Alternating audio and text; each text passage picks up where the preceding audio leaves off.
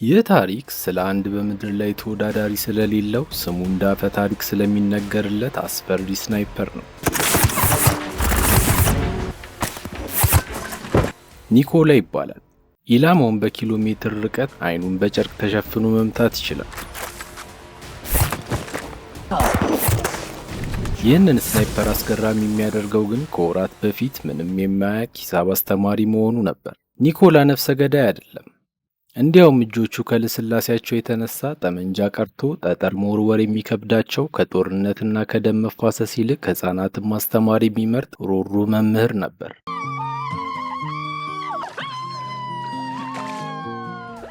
ሕይወቱ በቁጥሮችና በቀመሮች የተሞላ ከአመጽ የራቀ ምስኪን ሰው ሲሆን አንዲት ክፉ ቀን ግን ሕይወቱን ገልብጣ ከሰላማዊ ማንነቱ ወደ ጨካኝ ምሕረት የለሽ አዳኝ ቀየረችው። ታሪኩ የሚጀምረው ዩክሬን ውስጥ በምትገኝ አንዲት ጸጥ ያለች መንደር ውስጥ ነው። እዚያም በአንድ አነስተኛው ጎጆ ውስጥ በፍቅር የሚኖሩ ሁለት ባልና ሚስቶችን እናገኛለን። ሚስቱ ናስቲያ ትባላለች። እጆቿ የጥበብ ምንጭ ናቸው። የፈጣሪን ሥራ በብሩሾቿና በቀለማት ትገልጻለች። ደረቅ እንጨት ጠርባ ሕይወት ያለው የሚመስል ውብ ቅርጻ ቅርጽ ትሰራለች። ሚኮላ ደግሞ በአቅራቢያው በሚገኝ ትምህርት ቤት ውስጥ የሂሳብ መምህር ነው። ለተማሪዎቹ እንደ አባት እንደ ወንድም ሲሆን ትዕግስቱ ወደር የለውም። ደግነቱ ከፊቱ ይነበባል። ነገር ግን ኢቫን የሚባል ጋጠወጥ ተማሪ እሾህ ሆኖበታል። ኢቫን ከሀብታም ቤተሰብ የተገኘ ስነ ምግባር የጎደለውና ትዕቢተኛ ልጅ ነው። በሚኮላ ድህነት በለበሰው ያረጀ ልብስና በውጫዊ ቁመናው ዘውትር ያፌዝበታል። ሚኮላ ግን ይህንን ሁሉ በትዕግስት ነበር የሚያልፈው። ቤት ውስጥ ቴሌቪዥን እንኳን የለም። ከውጭው ዓለም ሁካታ ርቆ በሚስቱ ፍቅር ብቻ የሚኖር ሰው ነው። አንድ ቀን በትምህርት ቤት ውስጥ ሆኖ በድንገት በቲቪው እየተላለፈ ያለው አስደንጋጭ ዜና ሰማ። ሩሲያ ዩክሬንን ወረረች። ብዙ ወታደሮች አለው። የሩሲያ ጦር መንደሮችን እየተቆጣጠረ ነው የሚል መርዶ ነበር። ልቡ በፍርሃት እየተንቀጠቀጠ ወደ ቤቱ ተመለሰ። ያን ዕለት ማታ የጦርነቱን ዜና የሚያስረሳ ሕይወቱን በብርሃን የሚሞላ ታላቅ የምስራች ጠበቀው። ባለቤቱ ናስቲያ ነፍሰ ጡር መሆኗን ነገረችው። የሚኮላ ደስታም ወደር አልነበረውም። አባት ሊሆን ነው። ይቺ ምሽት ለነሱ የገነት ያህል ደስታን ሰጥታቸዋለች። በሚቀጥለው ቀን ገና ፀሐይ ሳትወጣ ሚኮላ የሚስቱን ግንባር ስሞ በብስክሌቱ ወደ ትምህርት ቤት መንገድ ጀመረ። ብዙም ሳይርቅ ግን መንገድ ላይ ሁለት ወታደሮች ቆመው ሲያጨሱ ተመለከተ። የደንብ ልብሳቸው እንግዳ ነበር። የዩክሬን ወታደሮች እንደዚያ አይለብሱም። ምናልባት መንግስት የደንብ ልብስ ቀይሮ ይሆናል ብሎ ነበር ያሰበው። ትምህርት ቤት ሲደርስ ግን ያጋጠመው ነገር እግሩን አርበደበደው። በውስጡ ሰው የሚባል አይታይበትም። በፍጥነት ቲቪውን ሲከፍት የአስፈሪ ዜና ተደገመ። የሩሲያ ወታደሮች የዩክሬንን የተለያዩ መንደሮች በቁጥጥር ስር መዋላቸው እየተነገረ ይገኛል። ከመንደሮቹም መካከል የእሱ አካባቢ አንዱ መሆኑን አወቀ። በመንገድ ያያቸው ወታደሮች ጠላቶች መሆናቸው ሲገባው ልቡ እንደ ከበሮ እየመታ ብስክሌቱ ላይ ወጣ። እግሮቹ እስኪዝሉ ድረስ በቻለው ፍጥነት ወደ ቤቱ ተመለሰ። ሚኮላ ቤቱ ሲደርስ እንደፈራውም እነዚያ ሁለት የሩሲያ ወታደሮች ሚስቱን እየቀጠቀጧት አገኛቸው። አይኑ ደም ለበሰ። አቅም ባይኖረውም ከወታደሮቹ ጋር ግብግብ ፈጠረ። እነሱም አልተመለሱለትም። እሱንም በጭካኔ ደበደቡት። መሬት ላይ ወድቆ ካፍንጫው ደም እየተንጠባጠበ እንደ ሕፃን ልጅ አለቀሰ። ለመናቸው። እርጉዝ ናት፣ ማህፀኗ ውስጥ ሕፃን አለ እያለ ተማጸናቸው። ወታደሮቹ ግን ልብ አልነበራቸውም። እንደውም እየሳቁበት ድብደባቸውን ቀጠሉ። አንደኛው ወታደር ቤታቸው ውስጥ ገብቶ አንድም የሚዘረፍ ነገር ሲያጣ በንዴት ቤቱን በእሳት አያይዞ ምንም እንዳልተፈጠረ መንገዳቸውን ቀጠሉ። በፍቅር ለዓመታት የኖሩበት ጎጆ ሲቀጣጠል ስታይ ናስቲያ ራሷን መቆጣጠር አቃታት። ወዲያውኑ በል ድንጋይ አንስታ ወደ እነሱ መሮጥ ጀመረች። ይህ የመጨረሻዋ ስህተት ነበር። ሚኮላ አይኑ እያየ ተኩሰው ገደሏት። ሁሉም ነገር በአንድ ቅጽበት አመድ ሆነ። ሚኮላ የሚስቱን አስክሬን እያየ ዓለም ዞረችበት። ከሰዓታት በኋላ የዩክሬን ወታደሮች ሲደርሱ ሚኮላ እንደ ድንጋይ ደርቆ በሚስቱ አስክሬን ፊት ተቀምጦ ነበር ያገኙት። ከዚህ ሰዓት ጀምሮ ያ ምስኪን የሂሳብ መምህር ሞተ። ባለቤቱን ለመቅበር ጉድጓድ መቆፈር ነበረባቸው። ወታደሮቹ መቃብሩን ቆፍረው ሲጨርሱ በሐዘን ክፉኛ የተመታውን ሚኮላ የባለቤቱን አስክሬን እንዲቀብር ጠየቁት።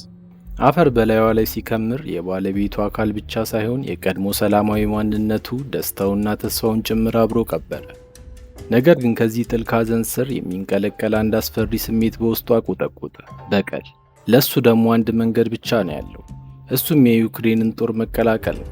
ሚኮላ ወደ ሁለቱ የዩክሬን ወታደሮች በመጠጋት ይዘውት እንዲሄዱ ለመናቸው። የነፍሱን የምሬት ጩኸት የተረዱት ወታደሮችም ጥያቄውን ተቀብለው ወደ ወታደራዊ ካምፓቸው ይዛኑ ቀን ወሰዱት።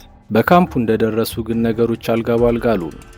ኮሎኔሉ ሲያዩ በንዴት ገነፈለ። መልክና ቁመናው ለውትድርና የማይመጥን ስለነበር ሚኮላ ሰላይ ነው ብሎ ጠረጠረ። ከዛም ለጦርነት አትሆንም ብሎ አባረረው። በዚህ ጊዜ ሚኮላ አይኑን እያየ ልብ የሚነካ እውነቱን ነገረው። ከዚህ በኋላ የምኖርለት ምንም ነገር የለኝም። ያለኝ አንድ ዓላማ ሀገሬን ነፃ ማውጣትና የባለቤቴን ደም መበቀል ብቻ ነው። የቃላቱ ክብደትና በአይኖቹ ውስጥ የሚነበበው ቁርጠኝነት አዛዡን ወዲያውኑ ነበር ያሳመነው። በመጨረሻም ሰራዊቱን እንዲቀላቀል ፈቀደለት። በማግስቱ ጠዋት ከባድ ወታደራዊ ስልጠና ተጀመረ። ለሚኮላ ይህ ስልጠና ከባድ ነበር። እድሜውን ሙሉ የኖረው በሂሳብ ቀመሮችና በክፍል ውስጥ ሲሆን እጆቹ የለመዱት ጠመኔ እንጂ የጦር መሳሪያ አልነበረም። መላ ሰውነቱ ከወታደራዊ አካል ብቃት ጋር ስለማይተዋወቅ እጅግ ተቸገረ። ሌሎች ወታደሮች ጠመንጃቸውን በፍጥነት ፈታተው ሲገጣጥሙ፣ የሚኮላ እጆች ግን ይንቀጠቀጡ ነበር። ሁልጊዜም መጨረሻ የሚያጠናቅቀው እሱ ነው። ይህንን የተመለከተው አዛዡ ይሄ ሰው ፈጽሞ ወታደር ሊሆን አይችልም ብሎ ደምድሞ፣ ነገር ግን የሚኮላ መንፈስ አልተሰበረም። በዚህ ምሽት ልምምድ ላይ እያሉ አንድ እንግዳ ጥያቄ አቀረበ። ከዚህ በኋላ በትክክለኛ ስሜ አትጥሩኝ፣ የኮድ ስሜ ነጩ ቁራ እንዲሆን እፈልጋለሁ አለው። ይህንን የሰሙት ሌሎች ወታደሮች በሙሉ ከት ብለው ሳቁበት። አዛዡን በፌዝ ፈገግ ብሎ የኮድ ስም እኮ ዝም ብሎ አይሰጥም፣ በጀግንነትና በታላቅ ገድል ነው የሚሰጠው ብሎ መለሰለት። ሚኮላ ግን ይህንን ንግግር እንደ ስድብ ሳይሆን እንደ መመሪያ ወሰደ። ከዚያች ምሽት ጀምሮ እንቅልፍ መተኛት አቁሞ ሌሎቹ ሲተኙ እሱ ልምምዱን ቀጠለ።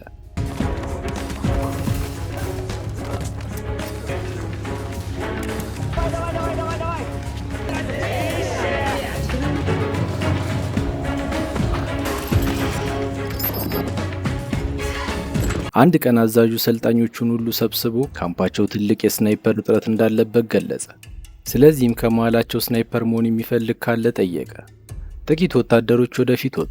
ማንም ባልጠበቀው ሁኔታ መምህር ሚኮላም ደረቱን ነፍቶ ወደፊት ተራመደ። ካምፑ በሳቅ ተናወጠ። አዛዡ በንዴት ጠመንጃ እንኳን በስርዓቱ መገጣጠም እንዳልቻለ አስታውሶት እንዴት ብሎ ስናይፐር ለመሆን እንዳሰበ ጠየቀው። ሚኮላ ግን ራሱን የሚያስመሰክርበት አንድ እድል እንዲሰጠው ጠየቀ። አዛዡ ወዲያውኑ ተስማማ። ይህንን ጠመንጃ በ20 ሰከንድ ውስጥ ገጣጥሞ ከጨረሰ እንደሚፈቅድለት ቃሉን ሰጠው። ሚኮላ ግን እንደውም አይኖቹን በጨርቅ ሲሸፍን ሁሉም ግራ በመጋባት ይመለከቱት ጀመር። ወዲያው እጆቹ እንደ ማሽን ይንቀሳቀሱ ጀመር። በ15 ሰከንዶች ውስጥ ጠመንጃውን ገጣጥሞ ጨረሰ። ሁሉም አፋቸውን ይዘው ፈዘው ቀሩ። አዛዡ ባየው ነገር ተገርሞ የስናይፐር ስልጠናው እንዲቀላቀል በአድናቆት ፈቀደለት። ለተወሰኑ ወራት ከሰለጠኑ በኋላ የፈተናው ቀን ደረሰ። ሁሉም አንዳንድ የስናይፐር መሳሪያዎችን ሲታደሉ፣ ለሌሎቹ ወታደሮች ዘመናዊ ስናይፐር ነበር የተሰጣቸው። ለሚኮላ ግን አሮጌና አስቸጋሪውን መርጠው ሰጡ። የተሻለ መሳሪያ እንዲሰጡት ቢጠይቅም ብቃትህን በዚህ አሮጌ መሳሪያ አስመስክር ብለው ቋጩት። በመጀመሪያው ፈተና ወታደሮቹ በደረታቸው ተኝተው ጆሮአቸው ላይ ጥይት ሲተኮስ አንዳችም እንቅስቃሴ አለማድረግ ነበር። ትንሽ እንኳን የተነቃነቀ ይወድቃል። ሚኮላም እንደ ቀልድ ነበር ይህንን ፈተና ያለፈው። ቀጣዩ ፈተና ግን ከባድ ነበር። ኢላማውን አንድ ጊዜ አይተው ብቻ አይናቸው ይጋረዳል። የሚተኩሱት በትውስታቸው ተመርተው ነው። ሚኮላ ትኩረቱና ስሌቱ ትክክል ቢሆንም በያዘው አሮጌ መሳሪያ ምክንያት ኢላማውን በትንሽ ልዩነት ሳተ። መሳሪያው ትክክለኛ ቢሆን ኖሮ ኢላማውን እንደሚመታ ሁሉም ያውቅ ነበር። የመጨረሻውና ወሳኙ ፈተና መጣ።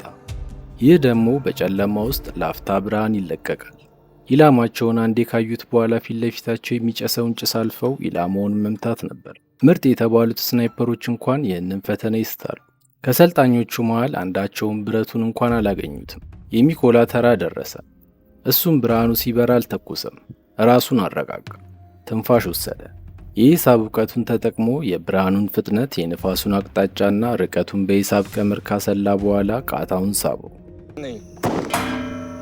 የኢላማውን መሃል ነበር የመታው። አዛዡና ሌሎች ወታደሮች አይናቸውን ማመን አቃታቸው። ማንም አድርጎት አያውቅም። በዚያች ቅጽበት አዛዡ ወደ ሚኮላ ቀርቦ ከዛሬ ጀምሮ ስሙ ነጩ ቁራ ነው አለው። ከጥቂት ቀናት በኋላም የመጀመሪያው ሚሽን ተሰጣቸው። የሩሲያ ወታደሮች አንድ የፍተሻ ጣቢያ ተቆጣጥረዋል። ስለዚህም እርምጃ ውሰዱ ተባሉ። የሚኮላ ቡድን በፍጥነት ደርሶ ቦታ ያዘ።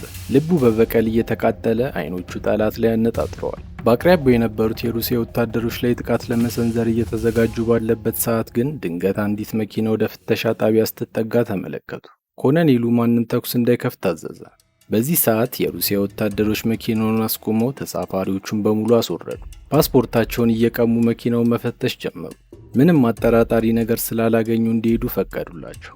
ነገር ግን ወታደሮቹ የሰዎቹን ፓስፖርት አልመለሱም ነበር። ሲቪሎቹ በፍርሃት እየተንቀጠቀጡ ፓስፖርታቸው እንዲመልሱ ሲጠይቁ ወታደሮቹ በጭካኔ በሰደፍና በጫማ ይደበድቧቸው ጀመር።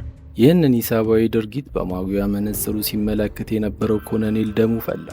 ወዲያውኑ ተኩሱ የሚል ትዕዛዝ አስተላለፈ።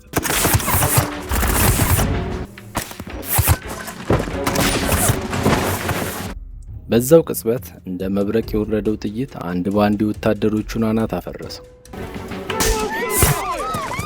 ሁሉም ስናይፐሮች በተመሳሳይ ሰከንድ ተኩሰው ኢላማቸውን ጸጥ አደረጉ። የመጀመሪያው ተልዕኳቸው በታላቅ ድል ተጠናቋል። የዛ ቀን ወደ ካምፑ ሲመለሱ አብረውት የሰለጠኑ አብዛኞቹ ጓደኞቹ በካምፑ ውስጥ አይታዩም። የት እንዲሄዱ ሲጠይቅ ለሌላ ተልዕኮ እንደተሰማሩ ነበር የተነገረው። በማግስቱ ጠዋት ግን የመርዶ ዜና ካምፑን አዳረሰ። በዚያ ተልዕኮ ላይ የተሰማሩት ወታደሮች እንደ ቅጠል ረግፈዋል። ይህንን ሁሉ የዩክሬን ወታደር የጨረሰው ግን አንድ የሩሲያ ስናይፐር ብቻ መሆኑ ደግሞ አስደንግጧቸዋል። ስሙ ሰርጌይ ይባላል። የሩሲያ የሞት መልአክ ተብሎ የሚጠራ ኢላማውን በጭራሽ የማይስት አደገኛ ስናይፐር ነው። ይህንን ዱብዳ ሲሰማ ሚኮላ ጦርነቱ አሁን ገና እንደተጀመረ ተረዳ። በዚህ ሁኔታ ቀናት አልፈው አንድ ቀን የሚኮላ ቡድን ለሌላ ተልዕኮ ወጡ። የታዘዙት ቦታ እንደደረሱ አካባቢው በፈንጂ አጥረው በጥንቃቄ ተደበቁ። ብዙም ሳይቆይ የሩሲያ ወታደሮች ቦታው ላይ ተገኙ። ሚኮላ አንድ የሚያውቀው ፊት እንዳስተዋለ ደነገጠ። ኢቫን የተባለው ወታደር ነበር። በሚያስተምርበት ጊዜ በተማሪዎች ፊት የሚሰድበውና የሚያንጓጥጠው ተማሪ ነው። አሁን ግን የጠላት ወታደር መሆኑን ሲመለከት በሸቀበት። ይህንን እያሰበ ድንገት ኮሎኔሉ እንዲተኩስ ቀጭን ትዕዛዝ አስተላለፈ። የሚኮላ ጣት ቃታው ላይ ደርቆ ቀረ። የገዛ ተማሪውን መግደል አልቻለም። ለተወሰነች ደቂቃ ከህሊናው ጋር ከተጣላ በኋላ ግን ትዕዛዝ ነው በሚለው ስሜቱን ውጦ ኢቫን የቆመበት ፈንጂ ላይ ተኮሰ። ፍንዳታው ኢቫንንና አብረውት የነበሩትን ወታደሮች በሙሉ ጨረሰ። የዛን ቀን ወደ ካምፑ ሲመለሱ በኮሎኔሉና በሚኮላ መካከል ልዩ ወዳጅነት ተፈጠረ።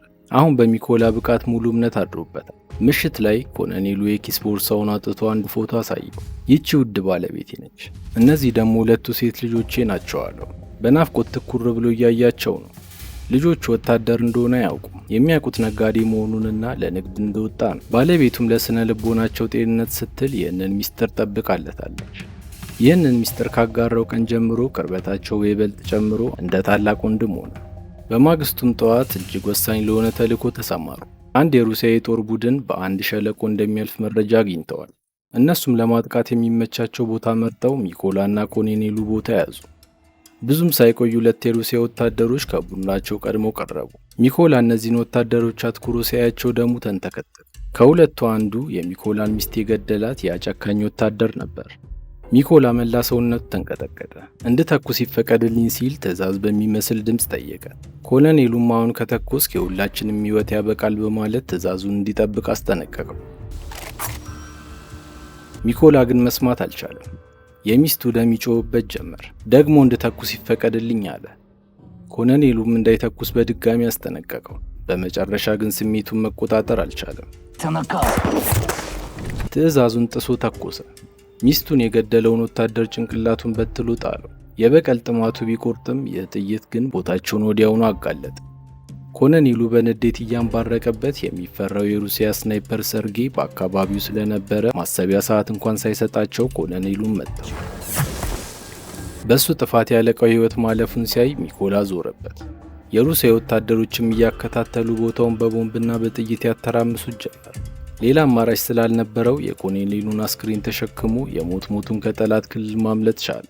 ወደ ካምፑ ሲመለስ ግን በሕይወት የሌለ ያክል ነበር የተሰማው። የጥፋተኝነት ስሜቱ እንደ ተራራ ከበደው። በሚቀጥለው ቀን በኮሎኔሉ መቃብር ፊት ለፊት ቆሞ አንድ ቃለ መሐላ ፈጸመ። ሰርጌይን ሳይገልና ደሙን ሳያስመልስ ወደ አፈር እንደማይገባ ለራሱ ቃል ገባ። ብዙም ሳይቆይ ስለ ሁለቱ የሩሲያ ስናይፐሮች መረጃ ደረሰው። ቁስሉ ሳይሽር ሐዘኑ ሳይበርድ የዛኑ ቀን ወደ ጦር ሜዳ ተላከ። ቦታ እንደያዘም አንደኛውን የጠላት ስናይፐር ገደለ። ሆኖም የተኩስ ልውውጡ ሲቷጧፍ ሁለተኛው ስናይፐር ክንዱን አገኘው። ደም እየፈሰሰው ህመሙ እያቃጠለው ቢሆንም ዋጣ አድርጎ በሌላኛው እጁ እንደምንም ሁለተኛውን ስናይፐር አስወገደ። ከዛም ደሙን እየዘራ ወደ አንድ ሚስጥራዊ ማገገሚያ ፈገፈገ። ቦታው ላይ ደርሶ ቁስሉን እያከመ በነበረበት ሰዓት ስልኩ ጮኸ። የጦር ሰራዊቱ ሻለቃ ነበር። በድምፁ ውስጥ አንድ ትልቅ የምስራች አለ። በደስታ እየፈነጠዘ ያንን አረመኔ ሰርጌ የተባለውን ስናይፐር አግኝተነዋል አለው። ይህንን ሲሰማ ሚኮላ ህመሙ ሁሉ ጠፍቶ ቁስሉን ረስቶ በአዲስ ጉልበት ወደ ካምፑ ተመለሰ። ሻለቃው ወታደሮቹን ሰብስቦ ስለ ኦፕሬሽኑ ገለጻ እያደረገ ይገኛል። ሚሽኑ ከባድ ነው። ሰርጌ ቀላል ወታደር አለመሆኑን ገለጸ። ኢላማውን ስቶ የማያውቅ የሩሲያ አደገኛ ስናይፐር ስለሆነ በከፍተኛ ጥንቃቄ እንዲጋፈጡት አስጠነቀቀ። እስካሁን የዩክሬንን 6 ምርጥ ስናይፐሮች አድኖ ገድሏል። በማንኛውም ሁኔታ ማሸነፍ እንደሚችል ስለሚተማመን ቦታውን ብዙ ጊዜ አይቀይርም። እነሱም ይህንን ድክመቱ እንዲጠቀሙበት መከራቸው። ወዲያውኑ 2 ቡድኖች ተዘጋጁ።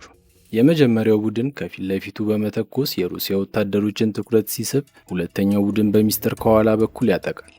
በዚህ ትርምስ ውስጥ ሚኮላ ወደ ሕንፃው ሰርጎ በመግባት ሰርጌን እንዲያስወግደው አቅደዋል። ኦፕሬሽኑ ተጀመረ። ስናይፐሮች ቦታቸውን ሲይዙ ሚኮላ እንደ መንፈስ ድምፁን አጥፍቶ ወደ ሕንፃው ገባ። ኮሪደሩ ላይ 2 የሩሲያ ወታደሮች ሲያወሩ እንዳያቸው ለአፍታ እንኳን ሳያመነታ በቅጽበት ሁለቱንም ማስወግዳቸው ወደ ውስጥ ዘልቆ ገባ። ቦታውን እንዳገኘ ለጓደኞቹ ምልክት ሰጠ። እነሱም ምልክቱን እንዳዩ የሩሲያ ወታደሮችን እንደ ቅጠል ያረግፏቸው ጀመር።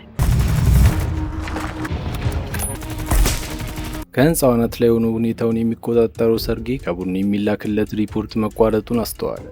የሬዲዮ ዝምታ ምንም አልተመቸውም። አደጋ መኖሩን ስለጠረጠረ ወደ ጣሪያው ሸሸ። ቦታው ላይ የነበረው የሩሲያ ስናይፐር ሞቶ ሲያገኘው ሙሉ በሙሉ እንደተከበበና ወጥመድ ውስጥ እንደገባ ተረዳ። ጊዜ ሳያጠፋ በፍርሃት ተውጦ ድጋፍ እንዲላክለት ጠየቀ። እነሱም በ10 ደቂቃ ውስጥ እንደሚደርስ አሳወቁት። ለሰርጌ ግን 10 ደቂቃ ማለት እንደ 10 ዓመት ነው። እየተጣደፈ ወደ ቀድሞ ቦታው ተመለሰ። የዩክሬን ወታደሮች ከየት እንደሚመጡ ለማወቅ እየሞከረ ድንገት ጠረጴዛው ላይ አንድ ነገር አይኑን ሳበው። በትንሽ እንጨት የተሰራች ቅርጽ ነበረች። ይህቺ ቅርጽ የሚኮላ ሚስት ከመሞቷ በፊት የሰራችለት ስጦታ ነበረች። ሰርጌ ይችን ምስል ሲያይ አዳኙና ታዳኙ ማን እንደሆነ ግራ ገባው። በዛው ቅጽበት ከጨለማው ውስጥ ሚኮላ እንደ ነብር ዘለለበት።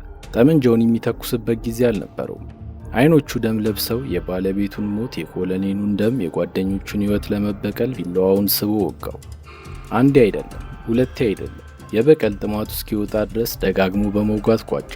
ብዙም ሳይቆይ የሰርጌ ድጋፍ ሰጪ ኃይል በጭነት መኪና ቦታው ላይ ደረሱ። ሰርጌ እንደሞተ አላወቁም። በሬዲዮኑ ሲደውሉ ሚኮላ አንስቶ በቀዝቃዛና አስፈሪ ድምፅ ሰርጌ ሞቷል፣ ወደ ገሃነም እንኳን ደህና መጣችሁ አላቸው። የተረፉት ወታደሮች ደግሞ ቀድሞ ቦታ ይዘው በነበሩት የዩክሬን ስናይፐሮች አንድ በአንድ ተለቀሙ። ከቀናት በኋላ ውጊያው ጋብ አለ። ሚኮላም ወደ ባለቤቱ መቃብር ተመለሰ። አሁን ግን እንደ በፊቱ የተሰበረ ሰው አይደለም። ጠላቶቹን ተበቅሏል።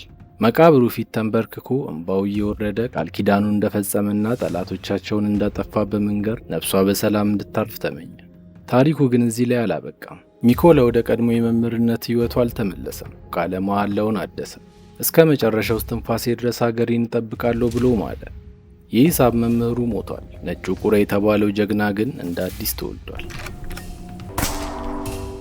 እስከ መጨረሻው ስለተከታተላችሁኝ አመሰግናለሁ። ምንም አይነት ሐሳብና አስተያየት ካሉት ኮሜንት ላይ ለማስቀመጥ ወደ ኋላ ይበሉ። ቪዲዮውን ላይክ እና ሰብስክራይብ በማድረግ ያበረታቱን። አመሰግናለሁ።